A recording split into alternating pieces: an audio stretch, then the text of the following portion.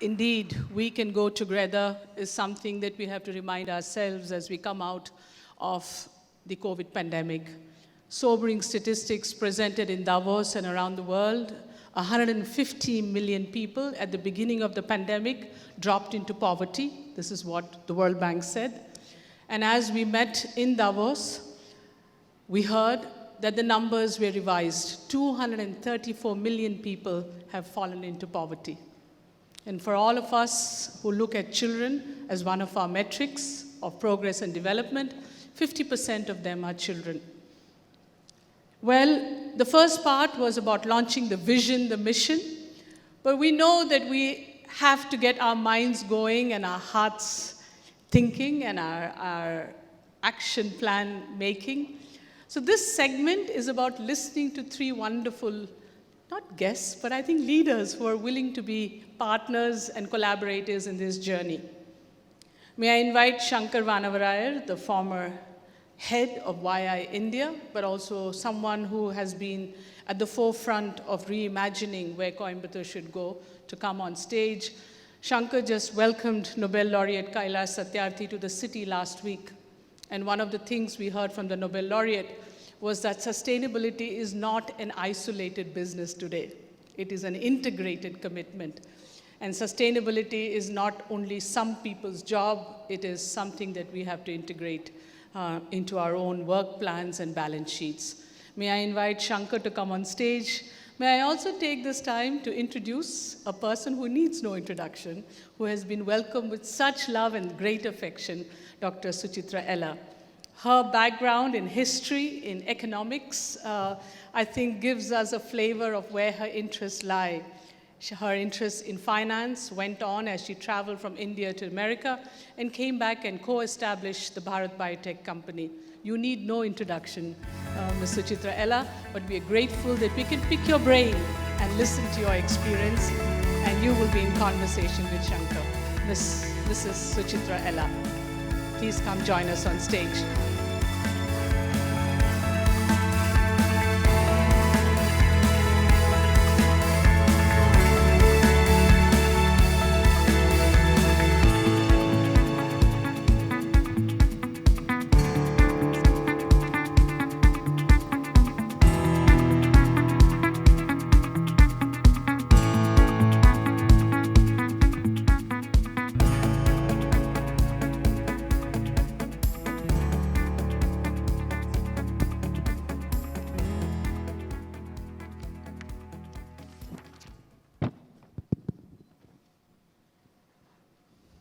Good evening, and wonderful to be here, sitting comfortably. Taking this session forward, I think it's very important for us. First, every time I speak to her, initially, the only question was, when is it coming? When can we go out a little more safer? Can I review the mask and not be scared?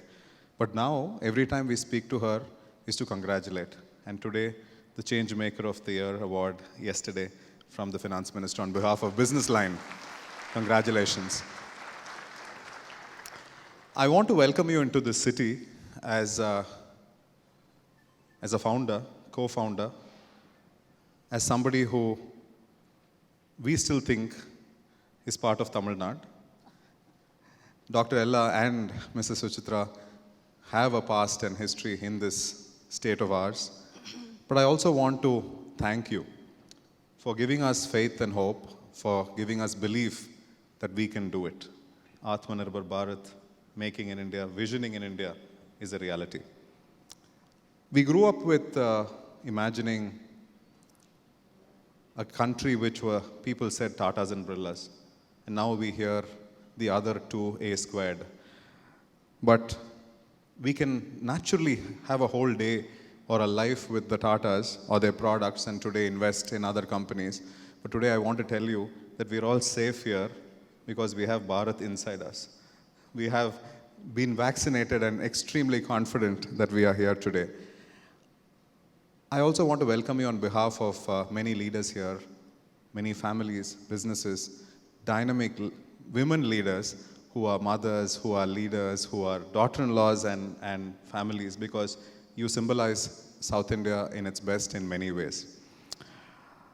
But I have a set of 6 questions, and hopefully, knowing her, those answers will be heartfelt, candid, and sometimes hard too.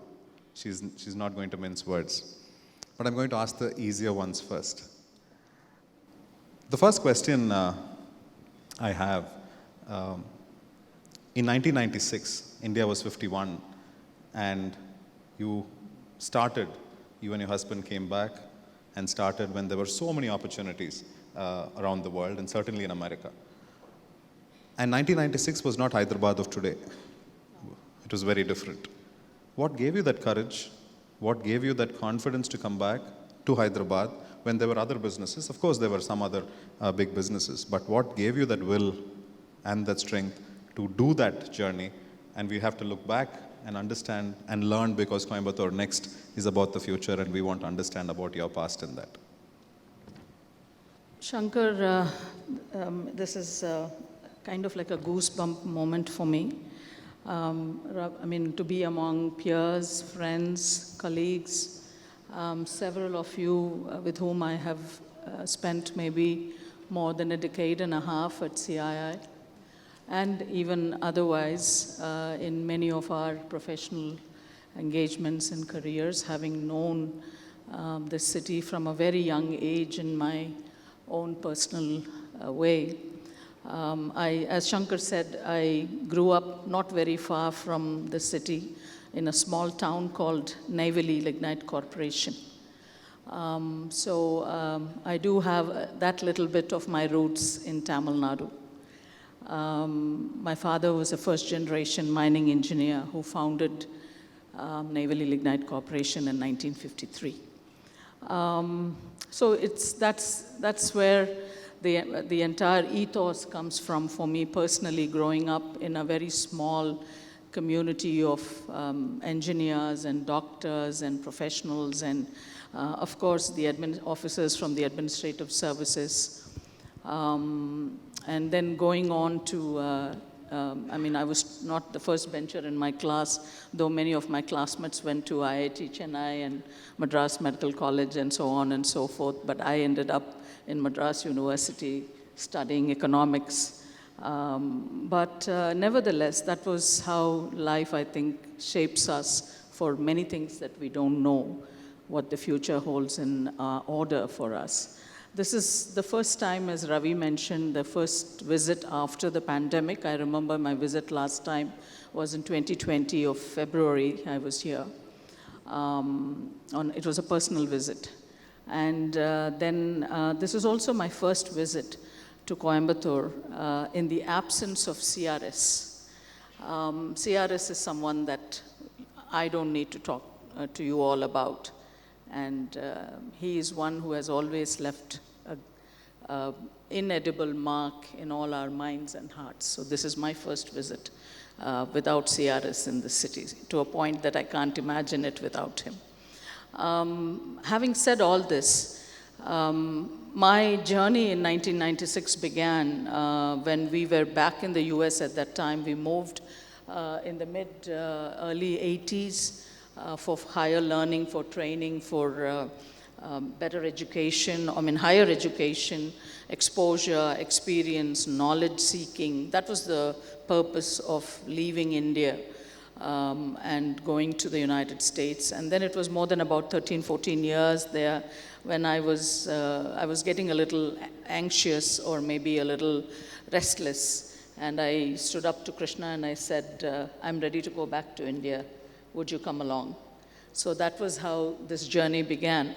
Initially, he probably felt that I was joking, or that I was probably not having the depth of the answer to the question that I had posed to him. But I was ready to engage back in India, to leave the United States after that many years of being there professionally. And when we came to India, I know that we did not come into a bed of roses. It was, in fact, a bed of thorns. I know there were many, many entrepreneurs who are role models and who have done this much earlier. And so 96 is not like a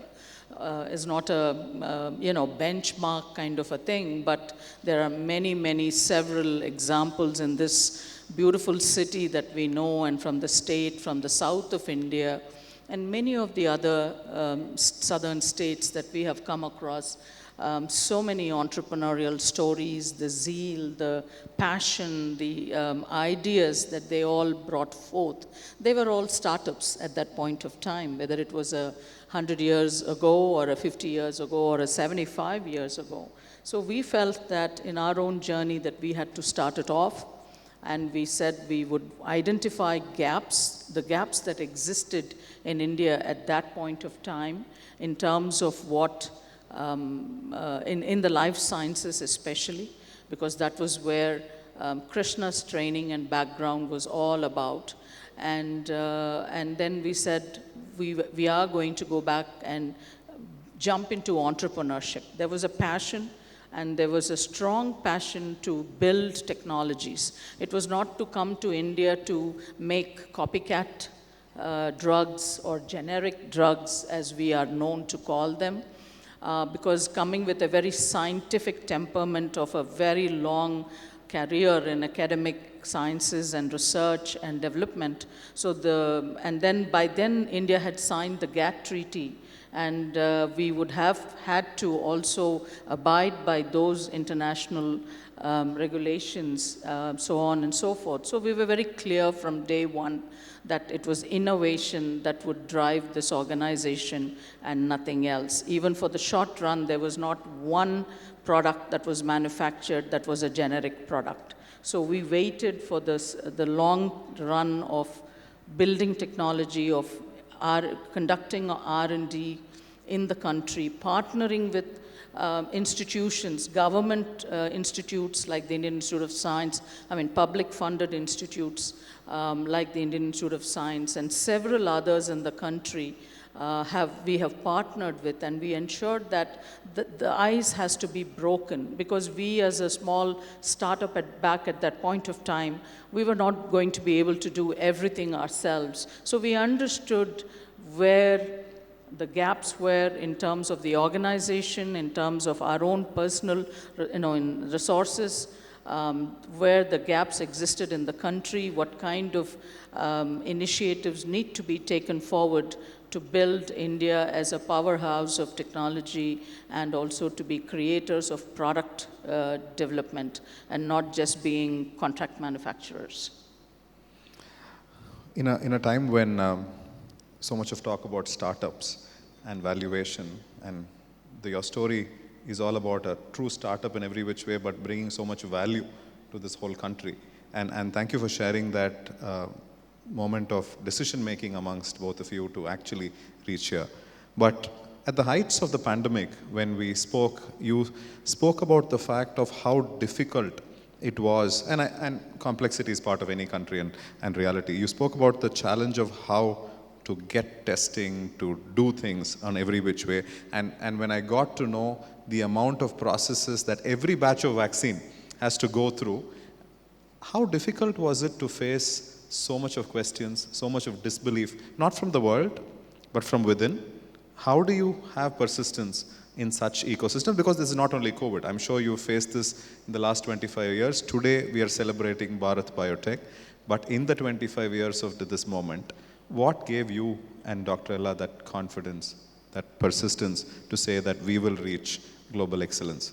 Shankar, when we, again, going back to the startup days that we had, we started from scratch. So we take a lot of pride in that. Krishna and I are first generation entrepreneurs. And both of us didn't come from entrepreneurial families. Krishna hails from an agricultural background, and I just mentioned my father was a mining engineer in government service his entire career. So the very sum and substance of this was as to how we think larger than life, think out of the box, take decisions on our toes, literally, not waiting for somebody to come and spoon feed us in terms of how things had to be done, whether it was going and standing in line for that first telephone connection, or whether it was going to the collector's office at the Rangareddy District Collectorate to sign the document for purchasing 10 acres of land from the government of Andhra Pradesh, or whether it was, walking up into any one of the government, the secretariat and the offices, or even for that matter, the central government, because we come as a highly regulated sector. Biologicals, pharmaceuticals itself is a highly regulated sector in the country, comes under the Ministry of Health and Family Welfare. And and then biotechnology is further another 10 or 100 steps ahead of the pharma, range of work that we can all think of, because this is not done in India before. This is something for the first time being done in India back then in 1996. So as a country, we did not have guidelines, we did not have policies, we did not have the vision for what India at 75 should have been when India was 50. So there were all these kinds of, we probably did not have the financial temperament. I don't call it financial resources. We had enough financial resources, but the temperament was lacking to support the kind of work that and area that we are talking about. Then the perception of an NRI was also something sometimes that would come up.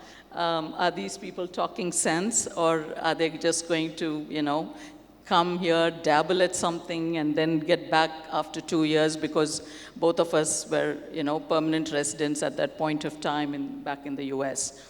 So these kinds of challenges were always there, but the first product was launched by none other than Dr. Abdul Kalam himself in 1998. That was the hepatitis B vaccine in Hyderabad. And I can still recall his words when he said, I quote, he said, "I have a 3-vaccine dream for India." He said it's hepatitis B, malaria, and HIV. I think, I unquote, this was October 22nd, 1998. And I think maybe 24 years later now, I would not hesitate to say that we probably have taken his vision to our heart, and to this day we have we have accomplished one. We are close to accomplishing the second vaccine, and I don't know whether the third one will come around too in our lifetime if we pursue the path that we are pursuing. So every single product has been approached as if it was something like our own, the passion with which science was brought to the table. The discussions were about science, the discussions were about technology. So for even me, who was a graduate of, not from being from the sciences, I would also be a party to all these in numerous discussions, product research, collaborations, and also then evolving it into a product, because commercially developing a product is something. Because many banking institutions would come back and tell us that, oh, how would you expect us to be waiting for you for 36 months or 48 months to bring out a product which is viable, commercially viable, and licensed by the government of India. So I'm not talking about an OTC product which I don't need to have to go and get any kind of approval process or a licensure from, but I need a licensure from the Drug Controller General of India under the Ministry of Health. So under these circumstances, every batch of vaccines get tested. The facilities had to be created from scratch. To the point that the financial institution was taken aback in 6 months or 3 under that when we went back and asked for the second trench of the disbursements to happen, because they were not sure whether what was happening on ground. So they flew their team from Bombay to see what was happening in Hyderabad, because Krishna and I would probably have spent 18 hours on site. Having said all this, the culture of innovation has been at the heart and soul of every one of us in the organization. However, irrespective of the cadre, the level, or the capabilities they bring to the organization, because we always believed in this and we took pride in this, that we did not want to make generic vaccines for the world from India.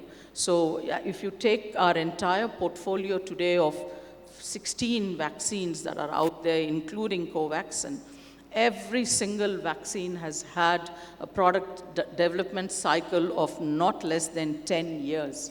So you may then turn around and ask me, how did you go and make a vaccine in 9 months? And the answer for that would be, if I have to say this again and again, is just the human spirit and the endeavor that our entire team committed to this kind of rigor in terms of innovation and research and development and clinical research, which is not done in this country for any of these products. Any of the Western, the companies, organizations from the Western world, if you pick up any product that is out there from any part of the world, whether it's a Japan or a Korea or a Europe or the US or Australia, all of them would have to go through a very long, stringent process called clinical research and product development, which is nothing but regulatory, confining to the regulatory norms of the national regulatory authority of whichever the country where you would want to market your product. So this would have to start from India, of course, and then later on it goes to other territories and markets, or to the UNICEF, where the WHO comes into the picture. So the rigor that was established in past vaccines like rotavirus, for example, was a 15-year-long journey of research and development that took place between both countries, between India and the United States, because it was a Indo-US vaccine action program under which this project came under, initially supported by both the governments, but later on came in the Bill and Melinda Gates Foundation, who then further funded close to $70 million in order to bring the third rotavirus vaccine from the world and the first rotavirus vaccine from the developing world, and the two from India, which was Rotavac, which came out of Hyderabad. And this was a 15-year journey. When you talk about this length of time, the intensity, the severity of talking to about 100 or 200 of the best of the brains in around the world. We had about 15 to 20 institutional partners. They were not private. They were all either directly government entities, or they were international agencies of their very high stature, and also institutions from the United States like the Stanford and so on and so forth. Many organizations and institutions of that caliber that you would have to absolutely be on the dot, on the line, every single day that you have to engage with them. And this was only possible not because of our size, but because of the passion and the intensity that we brought to the table, and also maybe a kind of a strong, adamant, I would not call it adamant, but a little strong-mindedness in terms of saying that we will not give up unless it is tried. If we fail, it's okay to fail. So that was the approach when we have presented ourselves to these kinds of experts from across the world in order to be a part of that kind of a collaborative process, and then bring forth the lowest costing rotavirus vaccine in the world today is made from India, and that is Rotavac. And this was a commitment that was given to the Bill and Melinda Gates Foundation because that was the only condition that they had asked, that we make it available for $1 a dose for public procurement. And that is what is happening today, ever since that agreement was signed 15 years ago. So the entire procurement for Government of India and for UNICEF and for Gavi and for any of the international governments and procurement agencies, the pricing never changes. It's $1 a dose for each vaccine, for each dose, and that's how it goes. Just listening to you, in the one of the Coimbatore slides which came in Prashant's presentation, it said audacity. It said audacity to, Coimbatore should think like that. But just to listen to your journey in a country where we feel our phones, our shirts, our cars are not good enough if made here, to actually trust our lives with something. And you had to not only fight the world, competition, the government and its process, and a few million of us are WhatsApp questions who had things just to get this done. And to do this, I can only imagine what you, your team, and the company had to go through. Can I switch to a slightly more personal question? To actually think, I saw your phone, the phone rang, Amma. I'm sure the mother is calling, or somebody is calling in between. There are many of us here from family businesses. There are young students, women, men. The lure to stay back in America, there is an aspiration for the green card. Even for visit visas are still 8 months away. To do something easier, to do something generic. But as a woman, as a leader, as a co-founder, as a startup venturer, as somebody who had to face the brunt of Dr. Ella, we know is a scientist, right? He thrives in creation and he's not the best in many of those challenges. How was this journey? What is resilience to you? How do you do this? I've always been a multitasker, Shankar. This started off from my very young years at Navy. I was always encouraged by my parents to not to take the easy route out. It was always the longer road or take the cycle to school. The car doesn't drop you, or any other form of comfortable transport. Even the school buses were there, of course, but we always took pride in doing things ourselves, being independent, being self-reliant. If I should say that the value systems came from home. I think that's very important for our youngsters today, that we need to enforce that. I know Coimbatore is a land of educational institutions, and I think the value systems that we can instill in these youngsters, to this younger generation, is something tremendous. The impact that we can create in their minds, the stories that we can actually present to them in terms of what India can do and can achieve for India at 100, as many of us in CII have been taking up to.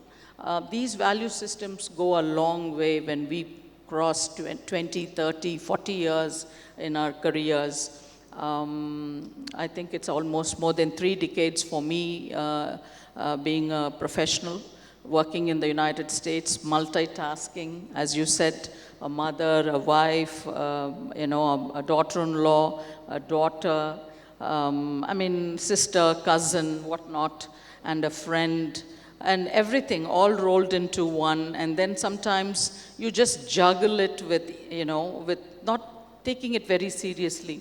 The life in the United States is not as rosy as many of the youngsters generally before going think it is. It's only after you land there that you realize that what all you have to do for yourself, and then you realize that your mother is not there waiting with a cup of coffee, or your father is not there to drop you somewhere, or your brother is not there to take you for a movie or to a shop or a shopping mall. So everything was everything is self-dependent, and the time is important.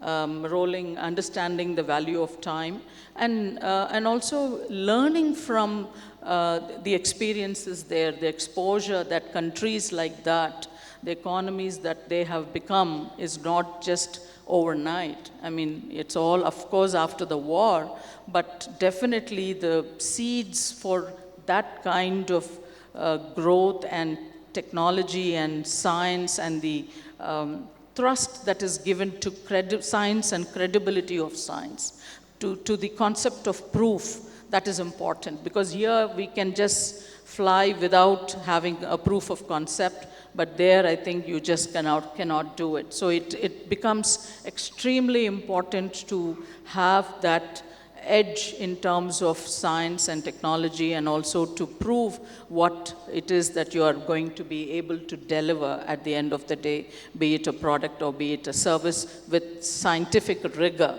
and peer. There are academic reviews and peer reviews which are done constantly on many of these technologies that have to be somewhere out of either an academic institution or many private R&D labs that come out and generate the kind of R&D research that is required. It's not so that every large MNC or large company, large organizations, whichever the sector they are from, it's not that each one of them have their own, they have their own R&D teams, and extensive resources get deployed into it year after year after year. So it's a matter of 200 or 100 plus years of resources being deployed back into the system. It's not diversification of, that I'm sitting on this much wealth and where do I now take it and park it? Is it in some other country or is it in some other business that I don't have a clue about? No, it is investing it back into the system that you come from and where your fundamentals have began. I think that's important. So we kind of rolled into this entire belief system that we need to make India, change the way India is looked upon, because having lived there, we always have been, meet people, and of course in several discussions, it's always a common kind of a, thing that comes out when people say that India has not manufactured or developed or created or produced something that is by herself. It was always a great destination for contract manufacturing or for because the costs were low and so on and so forth. So this was something that was very in-ground in us, and we said we have to do it the hard way. And the first 20 years have gone by developing this kind of rigor and philosophy in the entire organization, that we don't do anything overnight. And we don't copycat anybody.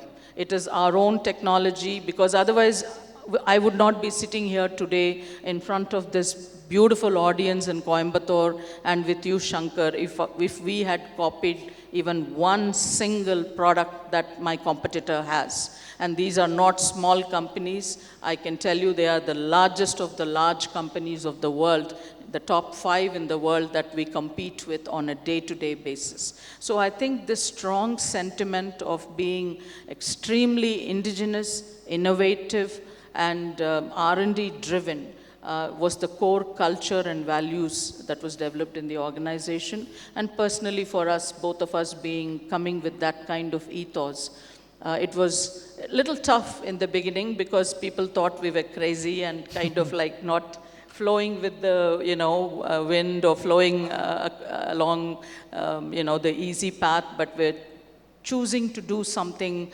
that others were not willing to do. So it was tough, the youngsters especially, to convince them, especially in science, and life sciences is not something easy. And I don't have a 9-to-5 working hours, and I don't have plush air-conditioned offices. We don't work from the financial district of Hyderabad. We are located about 40 to 50 kilometers outskirts of the city of Hyderabad in a place called Shamirpet, and of course now it is today christened as Genome Valley, where Bharat was the first company to have planted itself, and then sprung forth Genome Valley from the government of Andhra Pradesh, who took it forward in terms of developing Asia's largest cluster for life sciences exists in Genome Valley. So now we have the case in point now to ask you a Coimbatore question, because you've given us proof audacity, of capacity to vision, to actually create. You're not talking about make in India, you're talking about made in India, discovered in India, developed in India. Now, you're in a Coimbatore Next event. And as you rightly said, Coimbatore has many things going for it. We spoke from history till now. But there is the next paradigm. The Coimbatore Next is not necessarily a local next, is not a regional next. And you saw our ambition is an Asia Next or an Asian region next. Looking back at 96 from Hyderabad, looking at 2022 in Coimbatore, any advice, any thoughts for what businesses here, startups here, family businesses here, what should we be thinking? What are the points that come to your mind, listening to our pitch, and anything that we should arm ourselves with? Shankar, I don't think I should advise any one of you sitting here in the audience today. I think I'm not meant to do that because this is a city of legacy. This is a city of entrepreneurship, as I said earlier. There are many such tall examples in the country from where, I mean, Krishna and I, people like Krishna and I who have been completely focused on technology have taken inspiration from. I always also remember Dr. Anji Reddy from Hyderabad, from the Reddy laboratories, a person of vision and passion and conviction in terms of how science and technology needs to be taken to the next level. There are many of them like that across the country that we all draw inspirations from. I would only think that there are many, the pedestal for Coimbatore is stunning. I don't think many cities in this country have this kind of a pedestal. I think you already have all 4 pedestals. I wrote it down, in fact, so that I don't miss out on any one of them. You have all the 4 pillars: entrepreneurship, the base, the platform that has been created already thanks to the generations of people who have worked ahead in envisioning this kind of era to come for the world and for India. Passion, which I think is also a great part of this journey, because we as entrepreneurs don't exist if there is no passion. And whether it is individual passion or whether it is the ideas that come out of that, the platforms that we like to take on, the challenges that we need to approach, and of course from ideas spring innovation, filling the gap, looking at the challenge and then converting the challenge into an opportunity. I think that is where passion drives us not to give up. I think every day is something that an entrepreneur can look at and see how do we initiate and create more impact into our own spheres of influence. The other thing I see in this city is that it has vision. It had vision from a century ago, probably, right? When you and I were not born. So the future is already established for this city. The sustainability, the business, whether it is in business or in any other form of activity that has been pursued here in terms of the generations. You went back more than close to 2,000 years. So, so these are things strengths that come genetically to regions and to pools of human capital. And I think Coimbatore already there is no dearth for it. Mission, of course, all of us in organizations, we all know this, but the mission is not to just have it. The vision and mission don't remain on a plaque or somewhere on the conference room or in the director's cabin, but in fact to be there on every wall in the organization, and also to ensure that it delivers quality and competitiveness, and then by making our own products get global. I think that these are the 4 pedestals I think that Coimbatore Next can definitely look up to, and I think you can leapfrog, actually speaking. I don't know if many other cities have this kind of ecosystem in terms of what is going on here. Just leapfrogging, looking into short, low-hanging fruit, connecting with R&D institutions across the world and in India. I think there is a lot of change happening in terms of how homegrown technologies and homegrown products and services are going to be looked at for India at 100. We all know that. So I think reinvesting in our own organizations and in our own human capital and in our own ways to train ourselves to higher levels of expertise, knowledge, and to the best skill set that we need to provide for our, whether it is the employees in the organization or whether it's the students in our institutions or to the, to anybody for that matter. How do we skill ourselves and take it to the next level? But innovation is a must, Shankar. R&D is a must. It's not just for satisfying the, I don't know. It's not to be seen merely as a token of investment and just to fulfill certain statutory requirements or positioning, but it is actually to go back to refill that R&D bucket every year. Maybe if we can't do it as an organization ourselves, I think reach out to the startups. Because there is so much knowledge and energy that is out there that many of these startups can just do it just like that, which our own organizations may take years to build on. So why waste time? So there are certain things we can do ourselves, focus on the strong points internally, but those that we don't have, the gaps that we have can be addressed by looking at what is available outside in terms of the young generation, the technology that is out there, and the information that is out there, which is prevalent, and also the preferred nation status maybe of India coming along very soon in the near future. I hope that is also going to tilt in our favor when we invest in R&D and in innovation.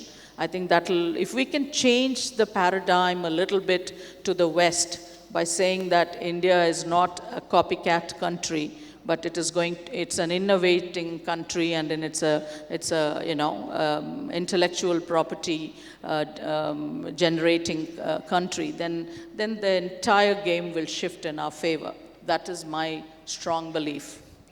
Thank you so much. From what you just said in the Bharat Biotech experience of 1996, 40 kilometers away, and you said not in plush offices of financial district, and many of us here from manufacturing sector will completely understand and we relate to that. What you just said as a blueprint for Coimbatore in terms of acknowledging it, of the fact that the strengths that we have and what we should do. I think you spoke about the courage that we should have to vision, to invest in innovation, to build skill, to go global, think in scale and make sure we do it. And we've done it in the past and maybe we have to do it in the future. I think your case study, story and narration today is a perfect setting for Coimbatore Next for an action plan, for a belief plan. And the very young people, there are people like me, I don't know where in between, but there are industry leaders here. I hope we take away important notes of a proof of concept, of a proof of doing. I think from somebody who is one of our own. And certainly, I'm sure this session is enriching and useful and impactful. But thank you so much. And we have a connectivity problem in Coimbatore, as Mr. Ravisam said. And she has a flight to catch. And she's come all the way in between this. And between the many roles that she spoke of, and Jayesh was looking at me, I did not say CII, Southern Region Chairman as well. So the many things that she has to juggle. And thank you so much for coming. And it's very important for us to listen to actual doers and achievers, because Coimbatore Next is not only a vision, and you saw the dashboards of what it has to be into action, and this was today not only an action but an inspiration.